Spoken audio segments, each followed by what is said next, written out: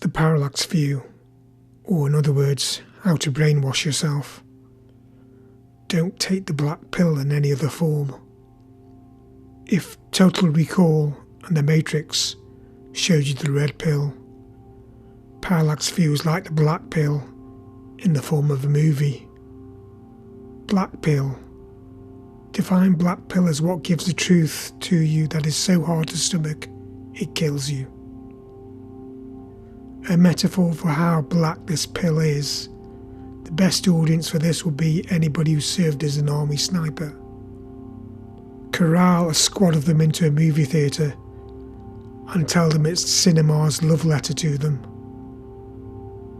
If the theatre blows up mid-showing, hold a judicial inquiry explaining it was a faulty loudspeaker system.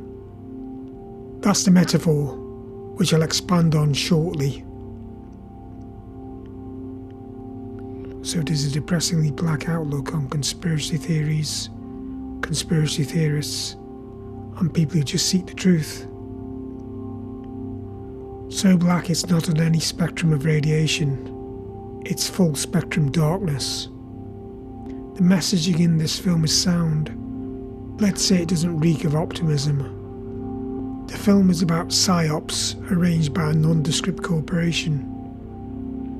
Tick that checkbox here for paranoia. As it happens, there's a psychometric test in the movie, a kind of aptitude test for being a patsy. The sadness is, Joe Frady, the protagonist, took the black pill without realising it. The prescription label tells you what it does. Truth that kills, get real, dummy, as it might say on the label. But he never bothered to read it. Here comes the explaining part to this review. Parallax effect. What is that? Well, say if you are a shooter, likely you will aim and shoot out of your dominant eye. If you aim without a sight or scope, that's natural. If you aim out of your other eye, then you'll miss. Stereoscopic vision allows you to judge distances and say, compensate for trajectory. Now, if something obscures your line of sight by being in front of the target, you could look out of the other eye.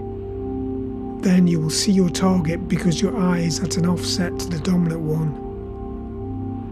But if your aim is still true to your dominant eye, you will hit what obstructs the target. Why this tedious digression into human vision? It's a kind of multi-purpose metaphor in this film. Seeing it one way, in an incomplete way, and then to see it in another way and get a true picture, but to be obstructed in getting the complete picture. Two different versions of reality. Only the falsified version makes it as official history. The actual and the counterfactual. Only the power of this world says which is which. So, why is it a love letter to anonymous assassins everywhere? Warren Beatty's character, Joe Frady, he is doomed to become a patsy. Curious about one political assassination results in a viciously ironic end. He is set up as a culprit for another assassination. Just by setting out, looking for the truth, he is set up as the culprit. If you take the parallax metaphor in a certain way, seeing in an incomplete way leads you to your downfall, even if you have the truth in your sight. And as a matter of what is verifiably true, this kind of event is a really interesting case study in seeing with your good eye closed. For example, within the narrative twist of someone set up as patsy, there's a horrible implication of the falsifying of history and the historical record. The patsy assumes the identity of the person who is the real assassin, and the real assassin, however, is now permanently hidden under the cloak of anonymity. It's not that he had no real name or identity. Rather, it's impossible to find out. It's gone down the memory hole. To the standout scene, some call it the brainwashing test. A psychiatrically designed test which is the ultimate evaluation. The Parallax test, a montage of captioned images.